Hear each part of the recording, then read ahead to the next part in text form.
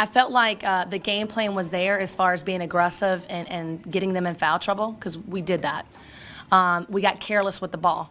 And we didn't really do a good job at the point guard position executing. Having Ayanna not here really hurt us. She really does a good job getting us into our tempo, getting us easy transition buckets. It was very, very hard for us to get even transition buckets off of rebounds or steals or anything. I just felt like, it was a struggle to get in the offense at times. The bright spot is I thought Z did a good job towards the fourth quarter, really getting after it when we tried to put the full court press on. And I really believe in my heart that's what we need to do as a team.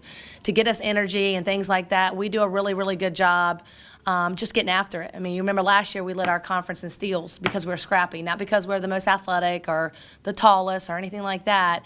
Is the fact that, we put a lot of pressure on our opponent and was able to read and get in the passing lanes and get out and steal the ball and get easy buckets.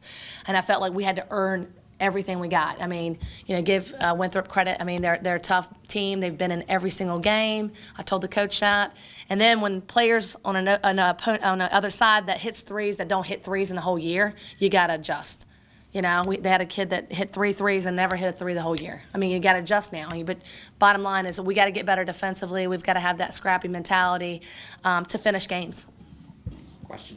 Third quarter, that little run that they went on, it seemed like every time you guys had a ball, turnovers in the offensive end. Was it just a matter of the zone, or was it, you said, missing people? Well, they run like a pack line defense, so it looks like a zone at times, and sometimes they run a 3-2.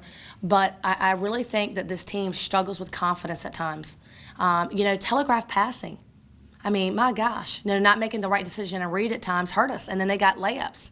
And that's what I'm talking about is like they're putting a lot of pressure when just make the easy play, make the easy pass. And so, for me, I think a lot of it has to do with making sure that, you stay locked into the game plan. I mean, what is it? What are we trying to do? I felt we were very successful when we were getting paint touches, getting inside to the paint, and that's how we got them in foul trouble, whether we're driving or post feeds or things like that. And I had to take, Mariah out and put Gigi at the point, who hadn't played the point, just to try to say we're trying to get paint touches, we're trying to get them in foul trouble, because they are in foul trouble. But the bright spot, if I had any spot, was Z. I thought Z was really good for us. I thought fourth quarter she hadn't played since really being here, any kind of minutes. And I thought finally she played the way I know she can play, because she can really play and really get after it. And we need to have that kind of, mentality. It needs to start from the defensive end so we can get good offensive buckets, high percentage shots, which is layups and things like that. And it takes a lot of pressure off Lacey and things like that, play so hard.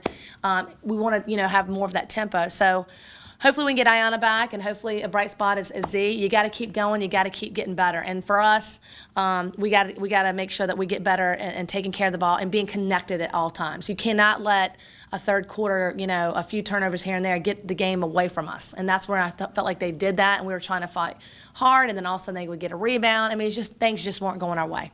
How important is it to get post presence? It seemed like you guys weren't able to establish anything in the post. Because they really pack it in. It's called pack line D, and so it's you're reading it and you're trying to get the ball inside. You can't, and then you try to throw it out, and then they're in the passing lane. So you got to make sure that you set up your offense better.